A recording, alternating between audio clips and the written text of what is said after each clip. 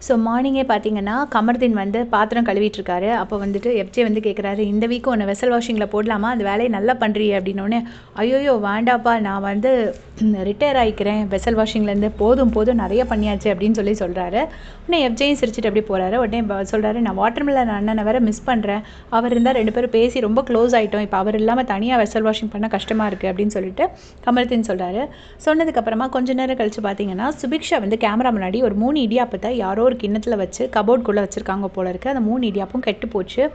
So இந்த வீட்ல food கிடைக்கிறதே எவ்வளோ பெரிய கஷ்டம்னு தெரியும். இத வந்து யாரோ பண்ணியிருக்காங்க.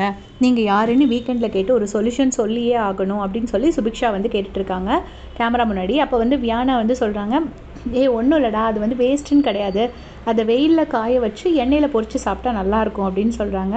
ஸோ அப்படி நான் இதுவரைக்கும் நான் அப்படி ஒண்ணு கேள்விப்பட்டதே கிடையாது. உங்களுக்கு தெரிஞ்சிருந்தா மறக்காம சொல்லுங்க.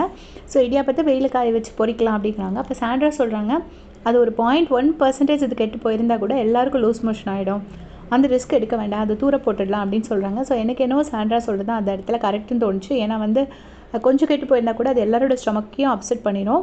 ஸோ மீன்வேல் என்ன ஆகுதுன்னா, இங்க ரம்யா சாப்பிட்டுட்டு இருக்காங்க. ஃபுல்லா சாப்பிட முடியல. அப்போ கமருதீன் கிட்ட குடுக்குறாங்க.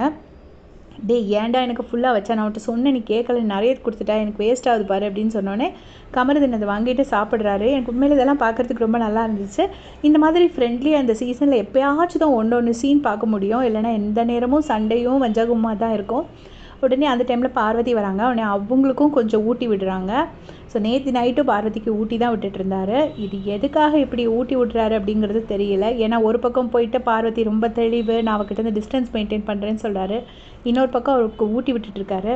ஸோ இதுல எது உண்மைன்னு தெரியல. உங்களுடைய கமெண்ட்ஸை சொல்லுங்க.